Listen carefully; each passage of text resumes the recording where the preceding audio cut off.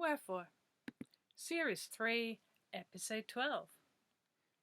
There are some people who think that April is the cruelest month.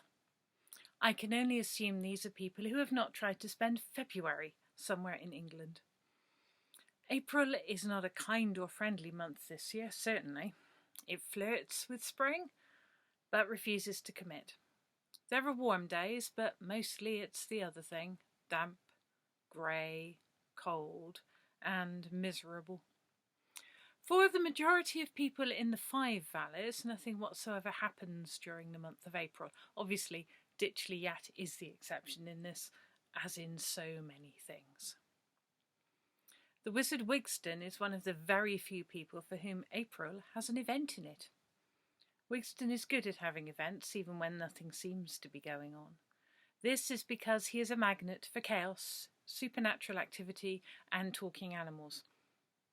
Arguably, this event involves all three. Overnight, one of the thrup parsnips grows in a way that is not generally considered normal for parsnips. He had left on the previous evening with a row of perfectly healthy, well-behaved root vegetables that were doing nothing untoward. By the following morning, the parsnip on the end of the row has broken away from its fellows, and the leafy bit of the plant is now taller than Wigston himself. This is unusual behaviour, even for a mighty thrup parsnip. He sees it before he even reaches the allotment. It is not until he reaches the mighty plant that he sees his slowworm coiled around the base. It really is a large, splendid sort of slowworm, and it too appears to have grown, although nothing like so dramatically. Wigston considers the slowworm and the tree parsnip. There is definitely something going on here. The slowworm acknowledges Wigston with a small nod of its head and a clear message not to pester it with untuneful whistling. The parsnip does not acknowledge him, but he wasn't really expecting it to. The gardener-parsnip relationship is always a tense one, and you can't really expect someone to make friends with you when they know perfectly well that at some point you will dig them up and eat them. Wigston is fond of his parsnips and has long since reconciled himself to the fact that such feelings can never be mutual. Forgiving those who will kill you is the territory of saints, and root vegetables seldom aspire to sainthood. Despite all of this, Wigston has a go at talking to his giant parsnip. He asks how it is doing today, and how much bigger it might be going to get, and whether it is emulating a beanstalk, and whether it needs anything. The parsnip remains resolutely uncommunicative, which is disappointing. Once he has run out of questions, the slowworm says, and I translate this approximately because slowworms don't really use words, that Wigston is an idiot.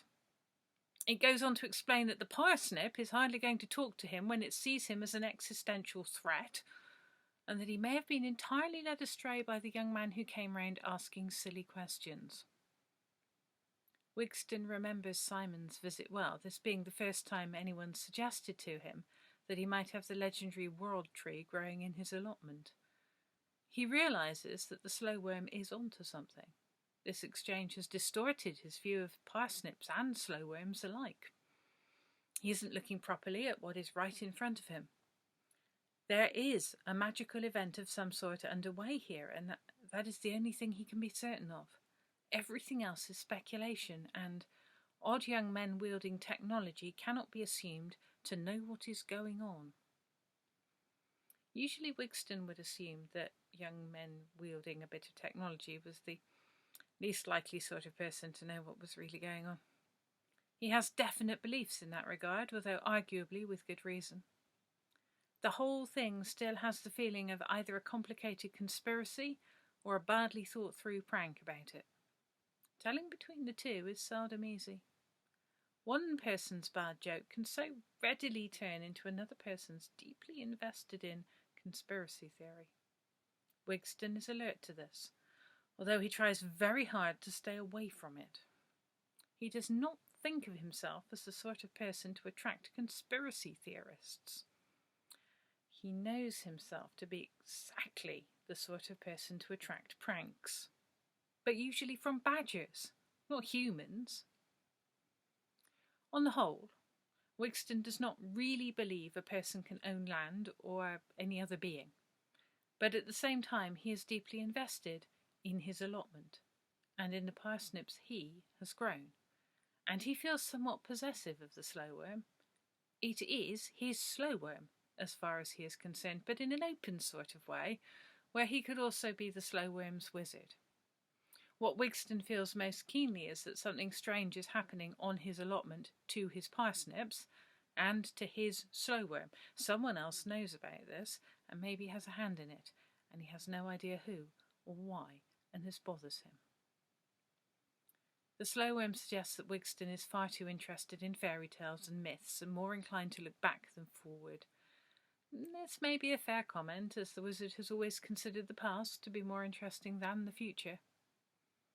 The slow worm points out that he himself is not a fairy tale or a myth. He's just a slow worm. A really big slow worm, already mightier than could be fairly expected of his kind. He is not history.